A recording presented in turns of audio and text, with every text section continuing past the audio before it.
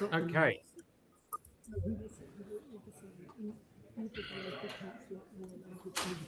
Good morning, everyone, and welcome to today's information session. Before we start, a reminder that this workshop is being live streamed. Please note that while the workshop is open to the public, it is for staff to provide guidance to elected members. It is not a forum for debate or decisions. It is also not a forum for the public to provide input into decisions or bring other matters to the attention of council. If a member of the public does want to do this, please have a talk to our staff and they will help you have your say. We have no apologies. I have received no apologies, so we'll get on to our first one, which is Whanganui Sports Centre, it's item 2. And we've got David and Jen, is that right? I got that right? Good to see you. Kia ora koutou, folks. Lovely to be here to provide an update on how things are going with Whanganui. So for David Bailey, Tōku Ingoa, I've worked with Nigel within the Recreation and Sports events, and this is Jen Hooper with me from the Whanganui Recreation and Sports Centre. So yeah, as we've sort of highlighted with the information, this is to sort of foreshadow a future decision that would need to come up in your plan. This follows on. The work that we're sharing with you now is from a decision that happened back in 2021, where there was a direction from council to work more collaboratively with the club, which we've been doing very successfully. Council has led some capital planning work, and the club's led some operational planning work as well. So the concept, as you will have read, is about putting forward a 2-year trial to maintain the services of Parikura Whanganui Recreation Sports Centre post the opening of Parikura, with the opportunity for a decision about capital to happen post that, and for us to review the operational plan at that time. So I would like to hand over to Jen to provide some more information about the work that's been going on in the club for the last 5 years. Good morning. Thank you for the opportunity to present this morning. I was very fortunate to grow up in a community with a swimming pool that was run by a group of volunteers who made things happen. These diverse role models taught me to embrace a can-do attitude and encourage. It's gone off again. Thank you. So I have to start again. Seriously. I was fortunate to grow up in a community with a swimming pool run by volunteers who made things happen. These diverse role models taught me to embrace a can-do attitude and encouraged me to apply this motto: how can we make things happen, to our Whanganui Sports Centre. Riccarton Ward is a highly diverse, transient and dynamic ward. In the 5 years I've been involved with Whanganui, the ethnicity of our residents has changed immensely. With the infill housing, the population growth will keep increasing exponentially. Whanganui school numbers when I started were at 196 students. They are now sitting at 500 students at the start of this year. They've had 6 new classrooms built on site, and currently 2 more in the process of going up. Please pay particular attention to that middle graph up there. It shows obviously the ethnic breakdown of our ward from when I started 5 years ago. I really want to emphasise that we are a growing, young, ethnically diverse ward with working class neighbourhood. Now observe the ethnic breakdown of our leading primary schools from December 2024. Our European population has decreased at St Teresa's to 9%, and at Whanganui it is down to 15%. Our diversity in our schools is massive. This brings incredible challenges to both the schools socially, economically, and sporting wise. They are unable to afford buses. St Teresa's walk to us for their swimming lessons because the buses are just uneconomical for them. They have to pick and choose what other sporting events they attend because they cannot afford the buses to get them there. They are a huge part of Whanganui and the heart of who we are. Wharanui School, they have lessons every term with us. Part of our facility is on education land, and so we work in partnership. Before I came on board, I would hate to say it, but they were the poor cousins to what the facility was. They now have access to our facility for all their swimming lessons, their swimming sports, the gym facility. We provided for the first time to allow them to have a powhare for all their new students, which they have been unable to do because they do not have the space on site to do that. They use the stadium to do this. So culturally and physically, they are benefiting from the partnership we have with them. The numbers speak for themselves. I arrived at the end of the 2020 financial year. That year, the facility made rather a large loss and had a rather small number of people through the front door. You'll see in 2022, slight decline there with numbers and not a great growth, and financially, obviously that's our COVID time. But you can see we have increased by listening to our people and fully engaging what the community would like from us. We have engaged more and more people through the front door. We have a very capable committee with a treasurer who is phenomenal with numbers, and we've really turned things around. We operate with a social justice lens and an equality lens. We don't say no, we say how can we make it happen?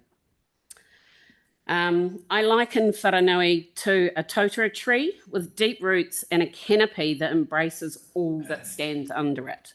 It is diverse. We are looking at our 2024 numbers are looking at an increase again, being in the late 30s, early 40s, and our financial situation is similar as well. So we've proven that a group of volunteers, when they want to make things happen and they listen, can really benefit the community that's directly involved. Parafed Canterbury is one of our partners. We work with Parafed on all fronts. We provide a venue for their swimming lessons. We provide a venue for their support around all their opportunities to have access. Some of you will know they have access to the hydrotherapy pool at Burwood.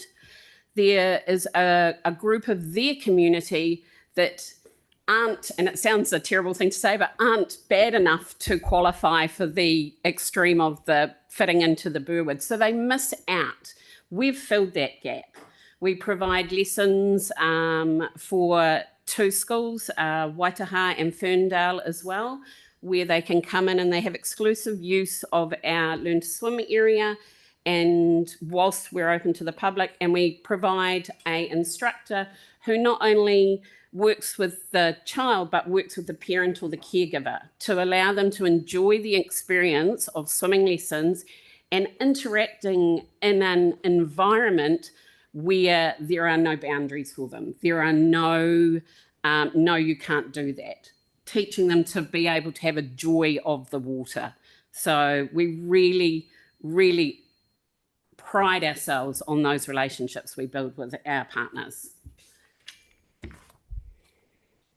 St. Teresa's Primary, as I've said before, they walk to us. This is a quote from their principal. We not only run lessons for them, they had each child had 20 swimming lessons in 2024. They also then were able to receive extra funding for their ASD children. So their children who are on the spectrum and have several disorders. The amazing thing with St. Teresa's is their teacher aides and their teaching staff got in the pool to help as well.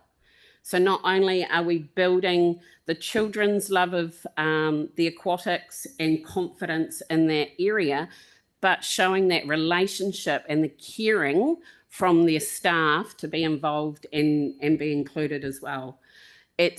I always work on the quote that nobody cares what you know until they know you care. And you can really see the care from our community highlighted in the way St Teresa's operates with us. The partnership with Whanganui Sports Centre and the Christchurch City Council since I've been on board, let's just say it was strained before I came on board. The committee had the foresight to realise that they needed to make change, and I feel they were very brave in the way they have gone about it. They were not prepared to sit back and take no for an answer. And they brought myself on board and a new director of coaching. And I know sometimes it's a sticking point that we have a swimming club, but the swimming club allows us to be able to do all these good things for the community. If the swimming club hadn't taken responsibility to establish us again within the Riccarton community, we wouldn't be doing these great things. 40,000 people through the door a month is an amazing reach beyond just our community. We ran 14 assessments last week for Learn to Swim. Out of those 14 assessments, 4 were from another swim school. 10 of them were from a different ethnicities that have just moved into our area, going to Whanganui Primary and to Boys High. None of them had had swimming lessons before. They are aged between 8 and 16. The 16-year-old would be what we would class as a level 1, who would normally go into a class with 5 and 6-year-olds, because in our lucky New Zealand way, a 5 and 6-year-old is where you are learning to swim. His dad lost a relative in Auckland last Christmas to a drowning, and his dad doesn't want him to be another statistic. Because I have the flexibility to operate to the community's needs, we're able to offer them private lessons at the same cost of a class lesson. So we remove the financial barrier so that he is then able to be confident, comfortable, but also be able to operate with his peers when they want to go out and not make poor decisions when they're at the beach or up the river and doing those sorts of things. So we're adding value to the whole person. And I think that is a really important thing. We complement the services provided in other aquatic facilities that Christchurch City Council provide. We are not in competition, we complement those. And I think it's really important to understand that, and I think it's really important to feel proud that we can do that as well. We also, we repurpose equipment. I sometimes feel like the poor cousin who goes, yes, I'll take the second-hand hand-me-down.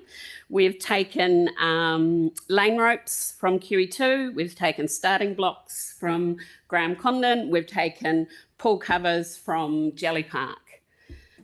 And we've reused them in our facility, which then extends the life of these assets as well. I'm always looking, if somebody offers something, I'm always going, yep, let's make it happen. The club has taken, we've been gifted these things, and then the club has taken the expense of making them fit for purpose within the facility. But it has benefited the facility, it increases the life to those assets, and those assets don't end up going to landfill as well. We're looking at how moving forward the support from the staff and the recreation side from the council has been phenomenal. We had a major event last year, and the support I received from Ben personally, but also from our wider staff, where they peer reviewed our policies and procedures and that sort of thing, and found them to be perfectly in perfect working order. But that support from the council staff has been phenomenal as well, and really important for us going forward.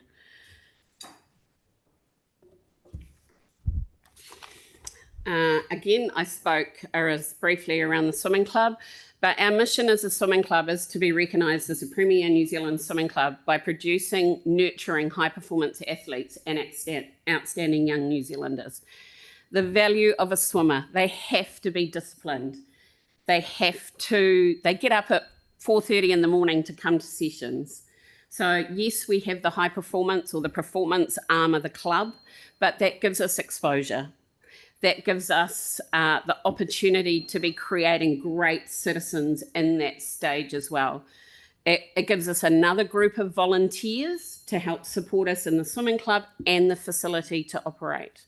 We employ a number of our swimmers in the Learn to Swim space because they want to give back.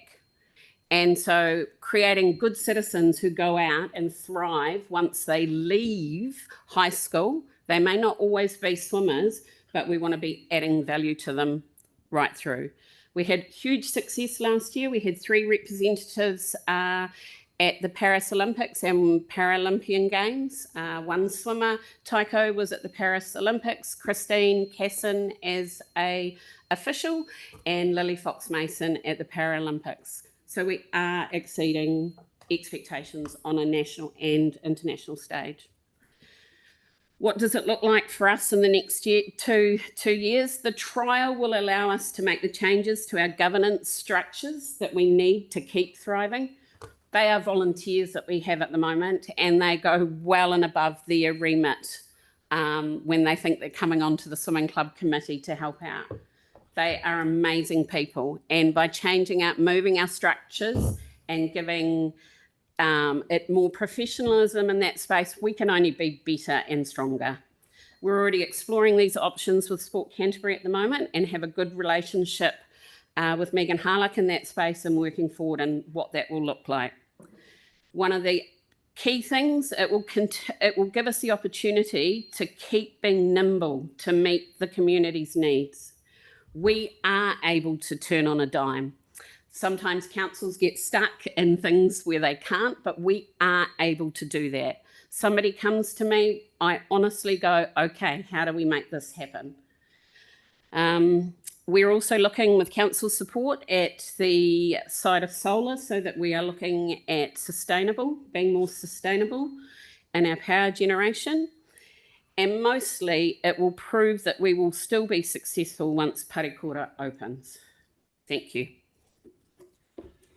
Thanks, Jen. It's been a real privilege to watch the transformation over the last 5 years when the club was really struggling to the reach that they are now having. Like there's the club and then there's the community service that's going on, and to go from a financially dire situation to a stable situation, and but more importantly the reach that they have into the community where they're dealing with almost 500,000 participations now. It's been a real privilege to be able to support and see the leadership that's gone on.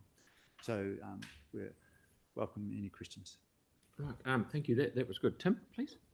Yeah, thank you very much. And this is fantastic. And I just really want to commend you firstly on the 16-year-old, that peer pressure, and especially the team. So I think that's absolutely fantastic. And as they come along, their pride, etc., will be fantastic. So well done with that. I guess the second question: don't knock hand-me-downs. I was brought up with them. Unfortunately, one of the older siblings was my sister, so we won't go there.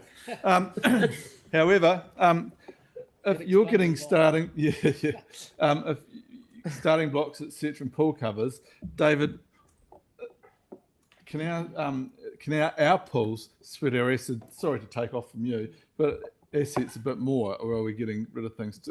You don't have to answer that question now, but it'd be a good question to ask. Yeah.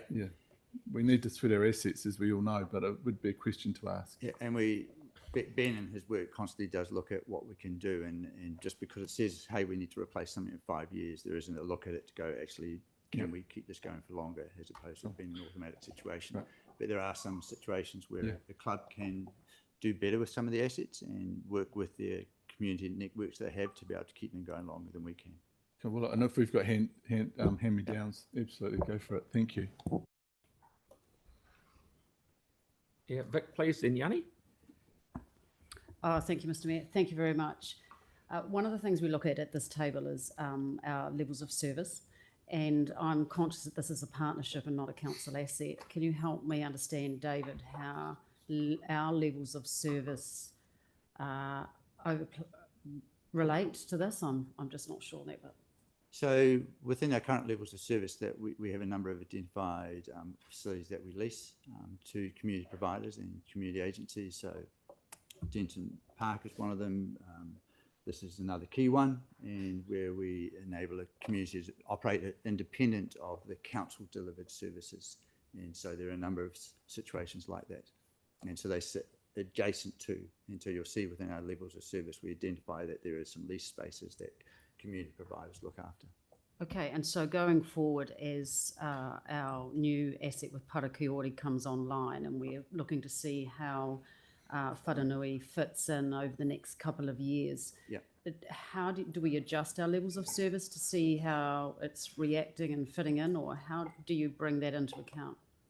Yep, so the work was led back in about 2014, where we did look at what were the assets that we'd need from a pool network structure. And at that time, with the way the club was operating, it was recommended that it would not continue. That discussion came up in 2021 back here at council, and where the club said, we want to try and show that there actually is value and need, and that's what they've been doing for the last sort of 4 or 5 years.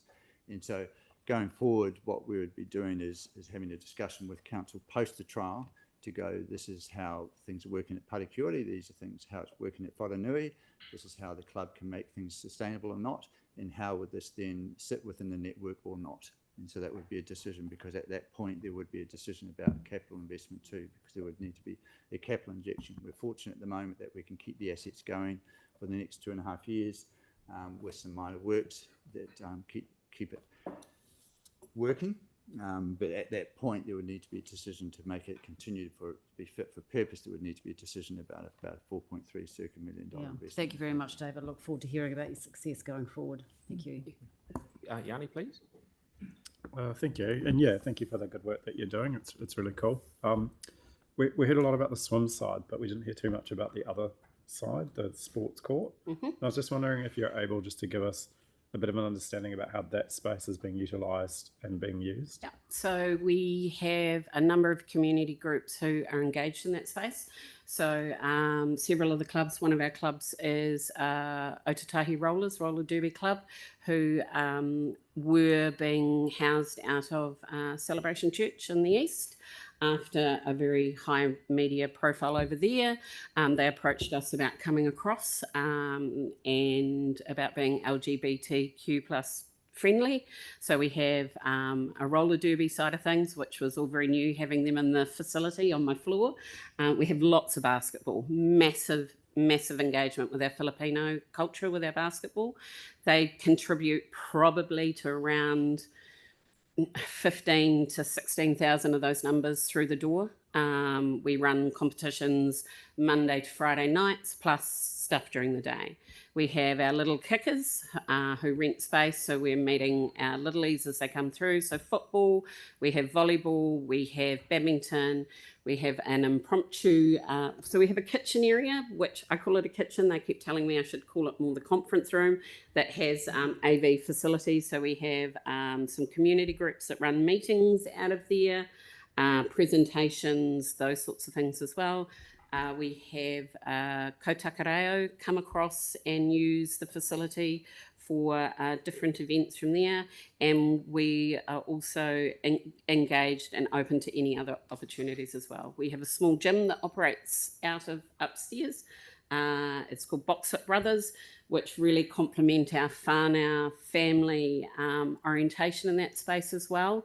And they engage with some disadvantaged and high-risk youth, and we work together in that space to also get them in the pool as well. So there's multifaceted angles to the facility. Our older generation of people who do come and swim with us, some of them it's their only communication they have. They're living at home on their own, and that sense of socialisation. So they meet for morning tea after a couple of sessions a week, and we'll have that sort of thing. So it really reaches all breadths and ages and cultures and activities. And I don't know if this question's more for staff or for you, but I mean, I read in the report, obviously we're going to do the trial, and I understand around the swimming and metro sports and Parakiori, but I'm just wondering if there's any need for any capital sooner. I'm just trying to understand what the needs are that could be within that in terms of capital Yep. ahead of that trial being complete, particularly around maybe the sports court as well, but also whether we've approached RATA to do some sort of contribution, given that when I hear the statistics and the kind of work that's being done, it would seem to fit into their new program really well. Yeah. So a couple of comments, Yanni. One is the transformation that the committee and Jen in particular has led has been for the whole facility. It's not just been about the pool. It's been the 7,000 participations a month was across the whole facility, and now it's over 40,000 participations a month across the whole facility. And Jen has highlighted the reach that it's more like there's a community service that's going on in the space which has a club inside it, a swimming club inside it. Yeah. And that's what the discussion they're having about the change in governance structure is like. Is there a change in governance structure that reflects the breadth of the community service with a club embedded inside it rather than a club trying to do it the other way around?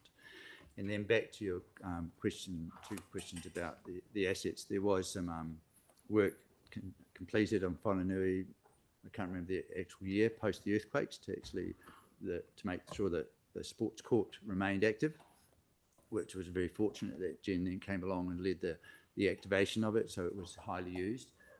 From a capital point of view, there's been a lot of planning that's gone on by Ben and his team that's identified what we need to do to keep the assets healthy and safe and functional.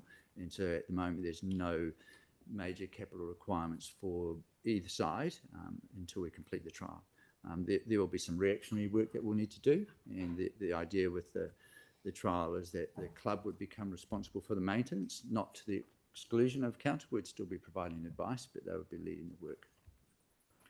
And then your point about RATA, the club already actively reaches out to funding agencies, and that's what they're able to do sometimes more effectively than we can when it's a community-led agency to meet those ranges, and so the relationship there is already sound. Okay, Tyrone, and then Tyler. Thank you, Mr. Mayor. Kia ora, Jen.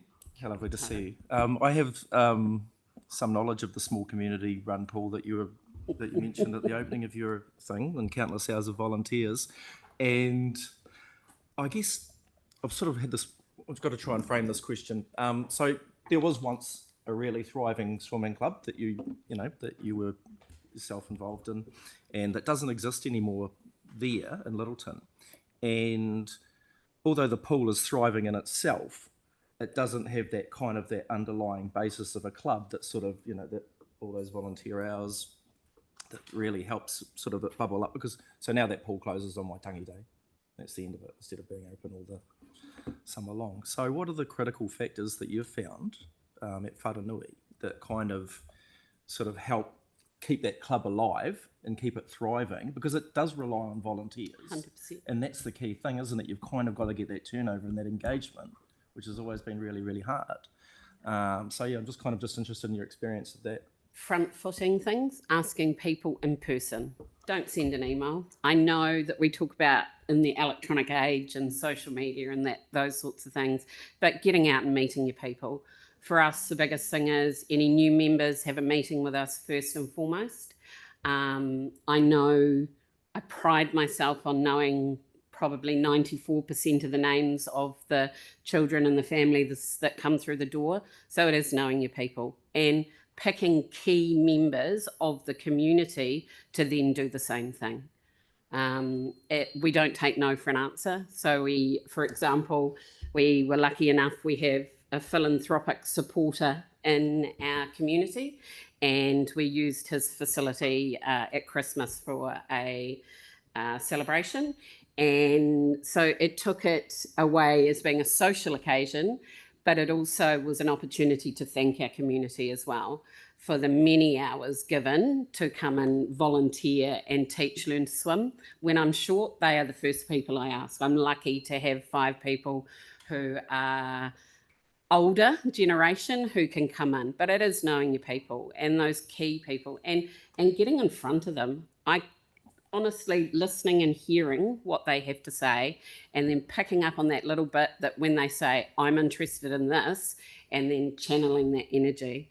I mean, Littleton's a phenomenal place. My husband would move back in a heartbeat. I go, it's not the place I grew up in. So it's a constant, interesting conversation between us. But as I was saying to Ange, everybody knew everybody. So you couldn't say no because it was your cousin asking you. So getting to know those people again and finding those deep roots that really run full on. And the school's just down the road. That's been our biggest thing, is actually getting into the school community. Whananui next door, it's a 3-minute walk down to St Teresa's. You've got Littleton Main right there.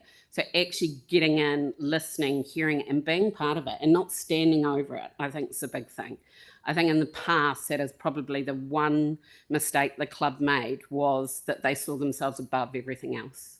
And actually getting in and getting it done and walking alongside the volunteers and the family and the whānau that we have takes them on the journey too. So that's the big change.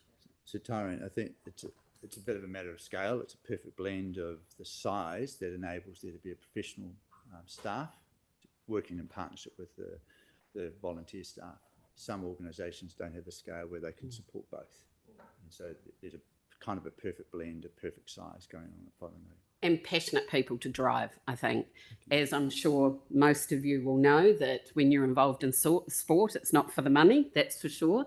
It's about the warm fuzzies you get from seeing the achievement of the child that hasn't put their head under the water ever, and then suddenly within 3 lessons is enjoying it. Now you're terrified because they're not coming up from under the water. So it's finding passionate people. Okay, Tyler? Kia ora team, good to see you. Jen, I can actually second that you know everyone's name, because every time I walk through, you're saying hi to everyone, whether it be a child or a parent or a volunteer. So thanks for bringing me in. And also thanks for all the work you do for Riccarton. It really means a lot. And David and the team, thank you so much for working with Whananui so closely. The 2 questions I've got is, the first one is about the economic stuff, particularly alongside this trial that's going to be happening for the next 2 years. What could council do in the interim for now to help you thrive throughout that trial, to make sure that you're getting all you need out of it?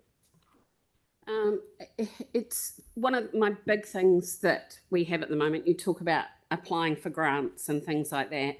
We have a month-by-month lease, and there's no threat to that lease, but it makes it very hard to apply for funding for larger amounts of money to support our operational or further down the track capital side of things when you only have a month-by-month lease. So that is one of the reasons we have struggled to gain larger amounts of funding. So by actually increasing that lease would give us some financial security in the fact that funders will look on to things more favourably. So that has held us back in the space, and that would make a huge difference. As we said, our power bill and our wages bill are our 2 biggest operational expenses. So anywhere that we can reduce those, with the solar, having the roof brought to a state that we will be able to put solar on, which we're currently doing in partnership. The assessment's going on at the moment around what the facility roof looks like so that we can put solar on. It just means that that money can come back into our community. If we can reduce any of those expenses in that space, it just makes such a difference to the programs that we can keep delivering and can add. That's great. And then thanks so much, Jen. The next question is for staff, and seeing if there is the ability to go from month by month to annual lease agreement. So that was, I think I highlighted in some of the comments that if we go ahead with this trial rather than it being a month by month, we would then renegotiate a lease and talk with our property team about how we can do that, so then it reduces the barrier for them. We talked about whether there would be a shorter trial, but then it limited the impact of that being able to occur. So that's why we've, for a number of reasons, we went for the longer trial. Great.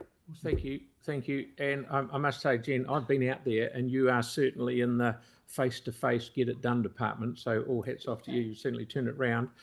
So I'm sure we can have a look at what's in the thing. So thank you very much for coming in. That's brilliant. Fantastic. Thank you. Okie doke. So now we have Paul and Rosalind here talk about the terms of reference for the Environmental Partnership Fund.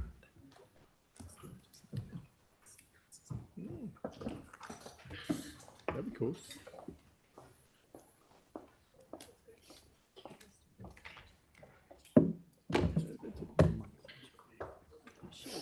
Welcome.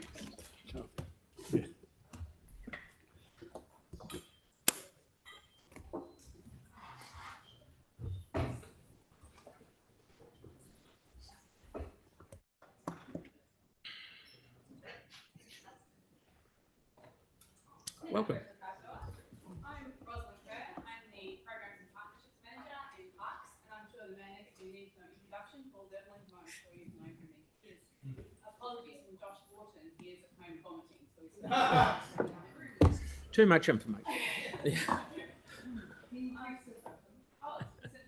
I turned it off. Sorry, I turned it back on again. So the purpose of today is to workshop the Environmental Partnerships Fund. So this came from last year's LTP discussions, and council requested that we come to do a workshop with you regarding the terms of reference. So we've created a draft terms of reference, which I believe you have in your papers. And today we're just going to run through some of the main points, but really open to discussion about those terms. I'm going to hand over to Paul now to talk about what the fund's been doing so far. Yeah, thanks, Ros. Morning, all. Just want to start with just saying thank you, because I don't know if you guys realise how empowering this sort of thing is for rangers and other people in the park space. We work shoulder to shoulder, side by side with the community all the time. That's not new to us, but being able to say yes to some things and some pretty simple, small things is hugely, it just creates mana and it creates credibility. So having this fund available and seeing it increase was stunning for my team, to see that level of support and being able to be in this community and have skin in the game, to sit beside them at some of their meetings, to support them, and knowing that we can get some real change.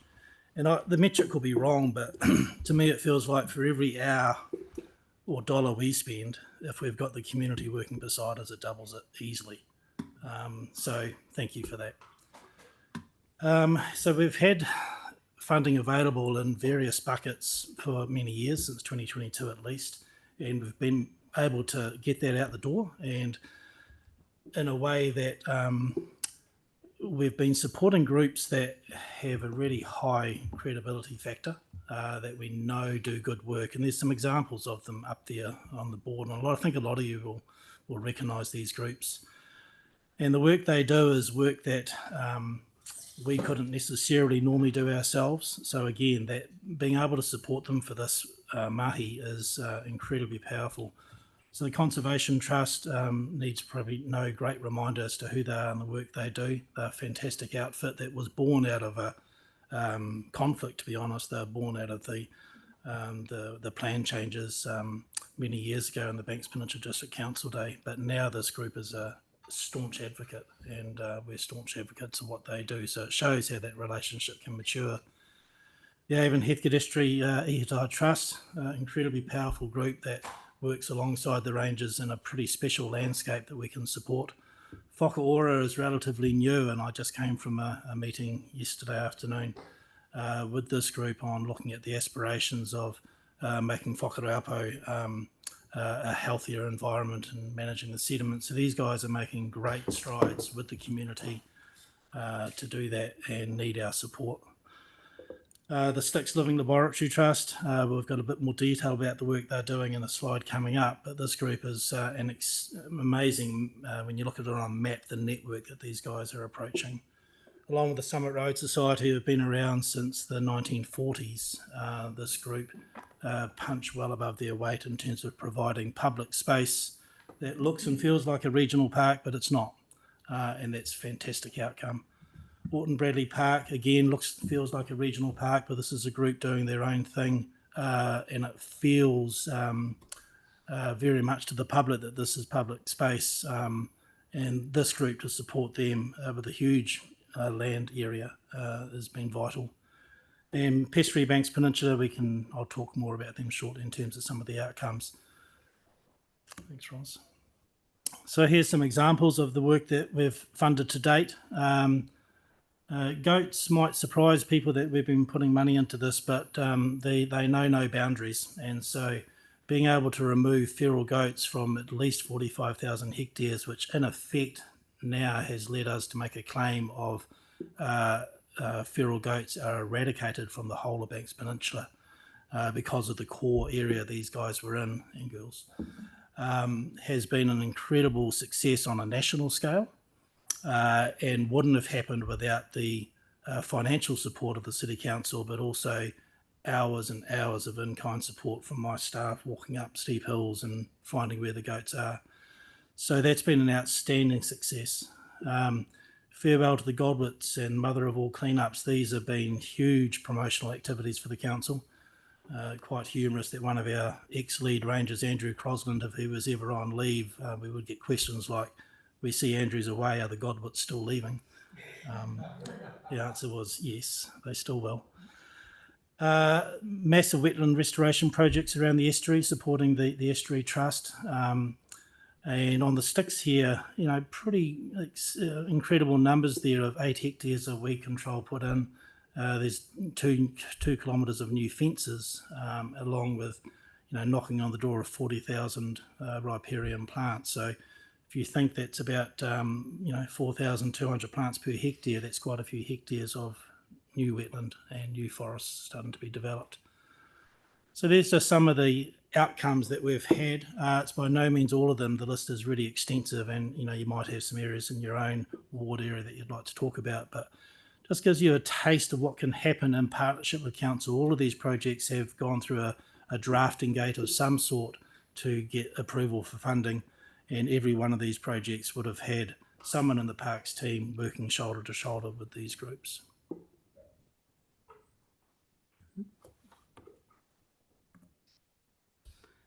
So just to recap what's been approved in the LTP. So for this year and next year, 700,000, and then moving up to $1 million from financial year 26-27. And then the proposed purpose is pretty much what Paul's already outlined about existing to support proactive partnership work. Paul's already emphasised the difference it can make when you have rangers and the community working together, and that is pretty much what this fund is focused on, about making environmental difference, making change through those partnership arrangements.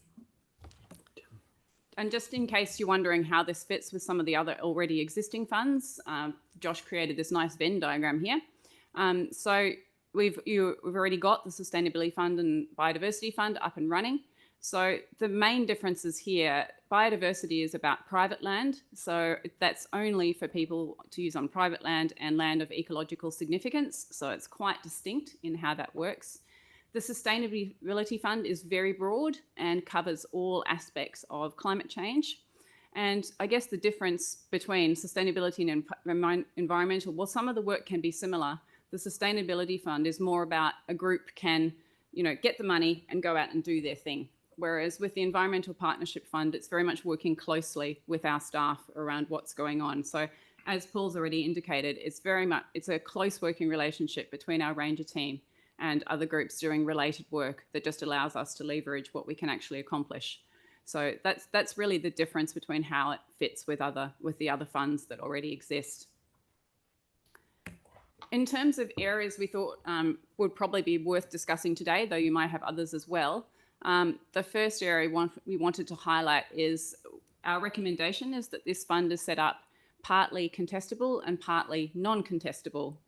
And so I guess part of it will allow discretionary allocation similar to what has already been happening through Paul's team and so forth. And then the contestable fund would allow council to approve new projects as well, so that we're both getting that continuity of groups we're already working well with and so forth.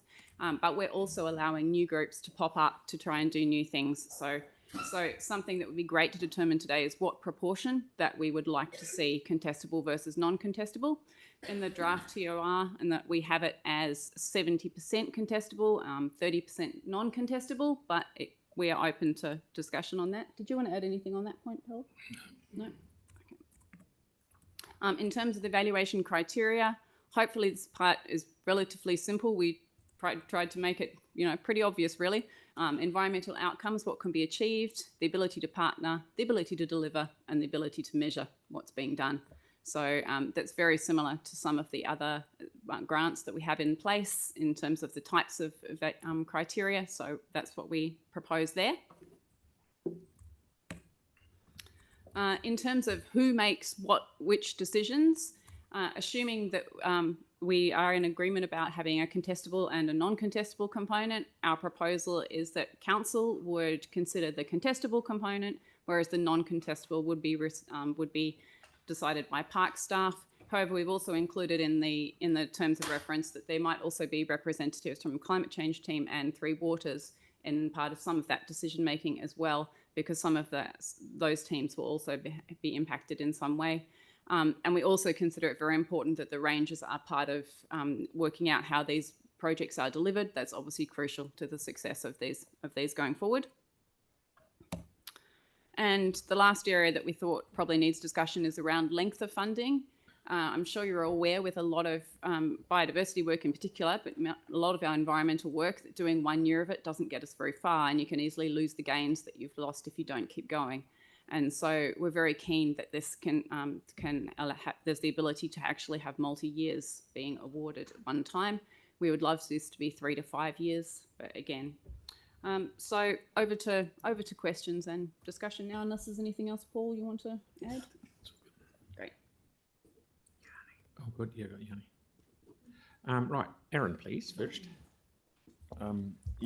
This one's just for Paul, and it's a little repeat, but since Tina, who's our press reporter, had left the room, and your high point of your entire bit she missed. So if you could just repeat the bit about the goats for Tina, because it was so good. Tina, you'll love this. I had to get it repeated. I wouldn't normally do that. I don't boil the cabbage twice. Is Tina a goat owner? No, she's not. This is great. We need to hear it. Okay, well, a disclaimer that I did not shoot your pet goat. Look, goats have been a rampant problem on the peninsula and the Port Hills, and we have managed to eradicate feral goats.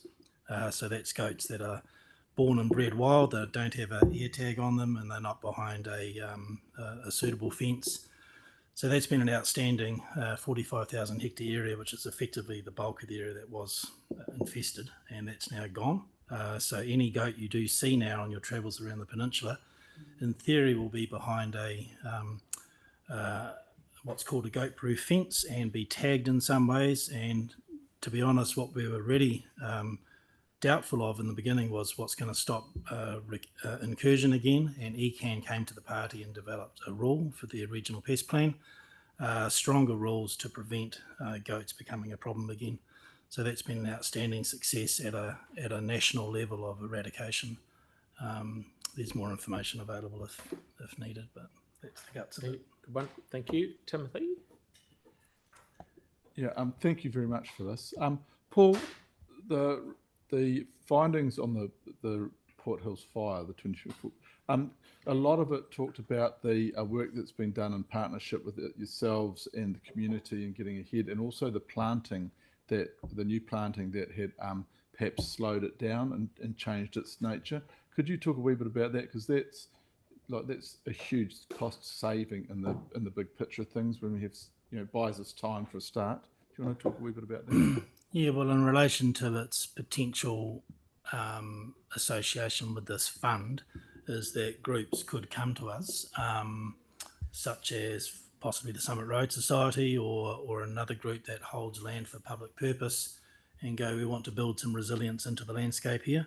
And for me, that would be one that, the drafting gate, we would talk about that and go, well, what are the outcomes? And that would have not only fire resilience and public safety outcomes, but it would also be likely protecting areas of incredibly high biodiversity value, to buy time for that fire going through and hitting a fire resilient buffer of plants and not getting into the longer, more established native.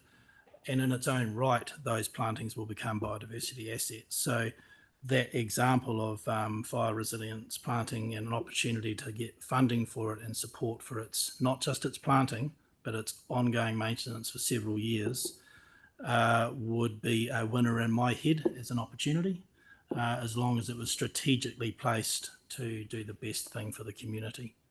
I guess that's when yourselves working in with the community, that placement and that strategic placement of those fire breaks, technically, which they are, a natural fire break, are absolutely crucial, isn't it? Yeah, well, I'm partnering with Ngāti this afternoon. I'm heading out into the Merc with Ngāti Whiki to look at a planting using funding they have had sourced that we could have put into to double up, but we haven't, along a key critical fire threat area of the Port Hills. So there we go. Cool. Thank you very much. Cheers. Celeste? Thank you. It's really exciting to see this come to council. I think it's actually a really big step forward for council, so I'm pleased to see this finally coming to us. I think everything in there looks great. I only had a question around this 70-30 split. I actually wondered whether there might be some opportunities to have less contestable, because it might streamline decision making at your end. Do you see any disadvantages to making a slightly lower contestable part? Yeah, no, look, I think it's a great thing to discuss. We've got some really core groups that we do not want to see fall over. So, you know, that would be, for me, the non-contestable, that we would just say, look, they've proven their track record. We've got strong, solid agreements in place. We know they're spending the money in a prudent and wise manner, all of those things. So that figure may change as years go by, because a lot of, you know, just cost these days is just really hurting groups. So I think if there was some fluidity built into the process that we didn't lock ourselves in too tightly, that could move, would be great. Equally so, though, we don't want to lock the doors on other opportunities, and we don't know what they may look like. There's groups evolving all the time. There's the Waitaha Pest Free project that's building. There's all sorts of things out there that we need to have really good, mature conversations on, and some groups at some stage may need to be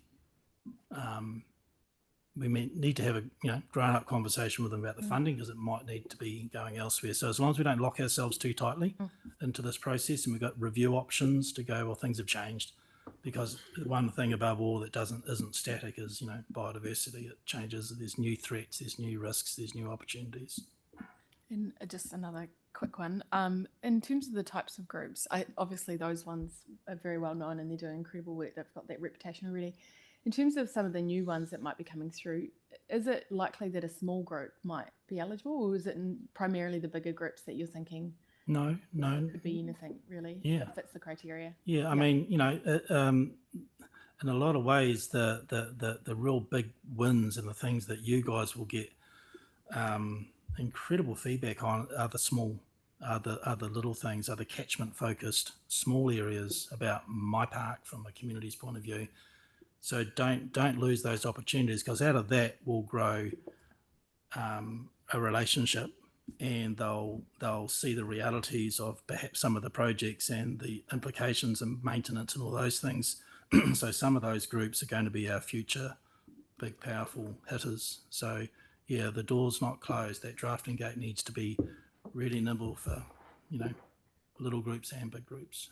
And actually, just one more clarification. In terms of who reviews applications, I think you mentioned someone from Three Waters. Would that be somebody, say, that had an ecological background, like the water ecologist, rather than, say, the water engineer?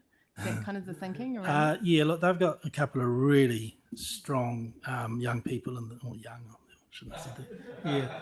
Yeah, people in the team that are just cranking, and they would be two people who I'd suggest have. Plus they've got their own funding, just like parks do. So again, it's those a little bit of money here with that money over there equals way more than what it would have. So, yeah. Okay, Yanni, please. Then Pauline. Thank you for the good work that you're doing. Several questions. Is there a Port Hills recovery plan?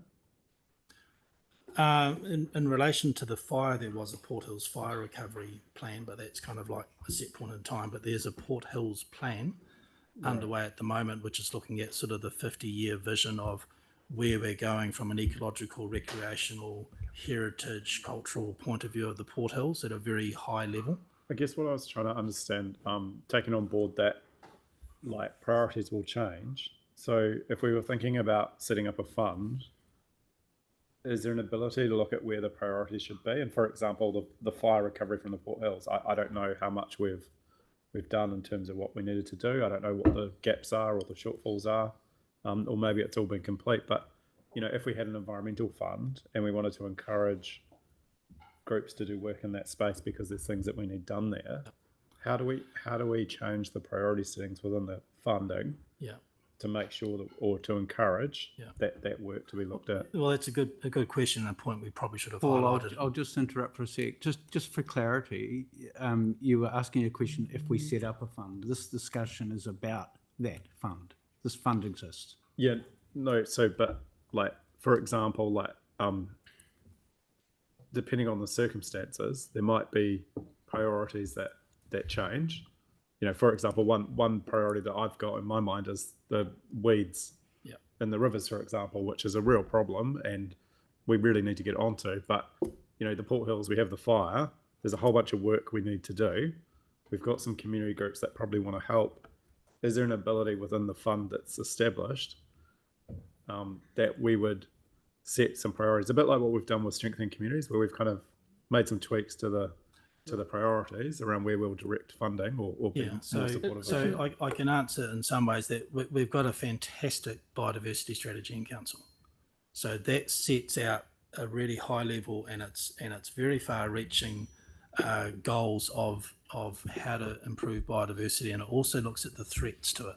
Yeah. So I wouldn't have expected that any project we get would not be looked at with that lens of where does it fit in the biodiversity strategy. Yeah, no, understood. Yeah. But we obviously can't afford to do it all. No. And so we have to make judgments about what needs. That's why we're talking about this terms of reference, and these you'll be the controllers. So we have a matrix within that plan of the things that are at most risk. Okay, cool. So and that comes from both the values but also the threats of it. So the weed threats that you're talking about, we've got a plan that looks at the top 5 threats to whatever habitat those plants are in, and that's how we triage our operational work for delivery, is by that matrix. And just the other question I had was related to, I guess, just that whole partnership with ECAN and the duplication of funding from ECAN and us, and understanding kind of what the process is around, you know, leverage of our funding, I guess, or central government funding. And I was kind of interested in both the operational funding, but also, is there an ability to do strategic purchases as well? Like, that's been something where we've had reports come to council where we end up paying a lot of money to buy land, and I get it, it's got biodiversity value, but I'm just wondering if there's a sort of relationship aspect to this fund that enables us to get more leverage. Very sure it will develop into that as you get some water under your bridge. I did have a conversation with ECAN Biodiversity senior people yesterday, because they are doing the same process as we are, as they've got $1 million of money that they're giving out to community groups. And I said, wouldn't it be great if we can, as agencies, look at how that works and go, so-and-so amount applied for here, so-and-so there. How can we make more of that? And the short answer was I got an email showing all the applications from ECAN last night. So that sort of stuff is underway. Thank you. Just a real rough question from me. Why don't they just give you their $1 million and you look after that as well? Just saying. Fantastic question. Yeah. I mean, you could all just give me your money and I'll look at it. Okay, it's all of Canterbury, I know. Pauline, please. Yeah, thank you. I just want to say I think that you've hit this exactly right. You know, you're at the coalface, so you know what's going on. I like the fact that you've split the contestable and some operational, because that'll reduce administration, obviously. And I particularly like the multi-year funding. It's really helpful for groups, and that also reduces admin as well. And the flexibility factor you built in too. So, I mean, my only question is reporting back. How often do you think that would be? 6 monthly or once a year, so we can see what's happening? I would think that the parks, I'm looking at Rupert, you know, they're doing the 6 monthly or quarterly reports. Sorry, I can't recall which one, but there's no reason why this couldn't be part of that would be really regular good, reporting. So that we've got, particularly when you do the operational grants, because we don't have visibility. But for me, this is really good news story. So when they receive the money, it comes with an agreement that we draft, and in there is things around, you know, kind of level do we want to know about, do we want them to write a huge report, or is 4 or 5 paragraphs enough to tell us what they've done so that we can report back? Yeah, and you determine that level of reporting back, because I mean the less they have to do, the more time they've got to actually. Yeah, I think there'll be kind of like a scale of Yep. risk, sort of Yep. around that. So for my feedback is I'm really happy with this for terms of reference. So thank you for the work on it. Tyrone. Thank you. So it was really good that my colleague over there got excited about the goat eradication, but have I got a deal for him? I think that, no, because pigs are next cab off the rank, really, aren't they? Kind of in that regard. Yep. And so we've already allocated some money in the LTP last year for the. Because I think what's so good about that is like that's a measurable thing, and you go, yep, we invested some money and we got this outcome. And people tend to like that, right? So it's going to be quite similar for pigs. So we'll be able to see where that went. That said, so it's not always possible to like have a lovely measurable statistic, and it kind of feeds into the question that Pauline answered and about contestability and non-contestability. So in terms of operational grant funding, so you named some of those organisations like Autumn Bradley Park, let's say, where they might sometimes the outcomes might not be completely measurable, although they will do pest control in that, but they also deliver what everyone intuitively knows is a regional park without even, like, everyone would just think, oh, that's a council facility. But it's actually run by volunteers and they survive on the smell of an oily rag and all that sort of stuff. So would they be the kind of candidates for the sort of the non-contestability sort of piece? Yeah, well, they have been in the past, and that certainty of funding as I said before, what you've done here is created the ability for me and others in my team to go to those meetings and say, it's okay. We've got some funding here, and the size of relief and the expressions on their faces is priceless, that they go, I don't have to worry about that now. So absolutely, that would be the type of thing. The outcomes of Autumn Bradley Park for Christchurch are enormous, and people just don't realise that it's effectively a private piece of land. But yeah, so having that level of direct ability for a set point of time, 3 years or whatever it is, to go, don't worry, we got your back, is massive. And lastly, at the moment, Tyler. Kia ora, guys. I think you might have elaborated pretty well with Pauline and Tyrone's parts. And maybe I'm getting stuck into the weeds here, but I'm thinking about the KPIs and the targets that they're supposed to be hitting. And I'm not sure what kind of structure we have in comparison to normal funders, where they require quarterly reporting and they need X amount of numbers and et cetera, et cetera. Are we a bit more agile and flexible in terms of that?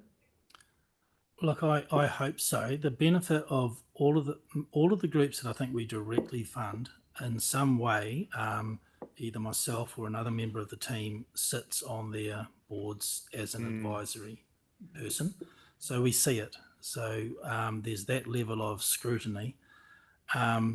One of the things that my dear boss Kay Holder was always very aware of was that we don't burden these guys with enormous amounts of KPI type speak that we all get. Well, I don't, but others do. Not to burden them too much. But we've always got the ability to ask the questions that need to be asked. And I think as long as the agreements give us that flexibility to actually drill in a bit, if we're concerned, then I hope the confidence of this group is enough that we can leave that pretty flexible and as small as it can possibly be to be publicly transparent. Speaking my language, lovely guys. Thanks a lot. Righto. Thank you.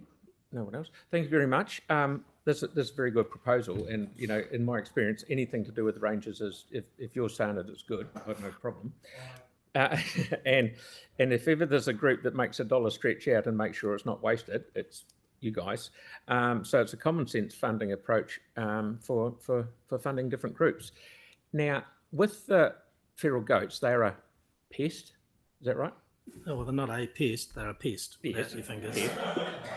If we move the Canadian Goose Department to a pest, would that make life a wee bit easier for you? Well, in all jokingness, if they were declared a pest rather than just removed off the game bird species, that would give an extra bullet to the ammo clip or string to the bow, whatever the thing is. It would give extra ability, but that will mean a rule that someone has to enforce, in which case that would be ECAN. So that's a discussion to have with ECAN at some stage. They're very aware of it. But yeah, if we can improve our what we can influence in terms of goose numbers, that's about all we can do. What happens in the high country and outside the district is out of our control at the moment. Good work. No problem. Okay, so thank you very, very much for coming in and putting over your terms of reference, and I think it's a real winner. So excellent. Thank you. Thank you. Right. So thank you, Paul and Roslyn. That brings us to the end of our information sessions for the day. And we're ahead of time. I can't believe it.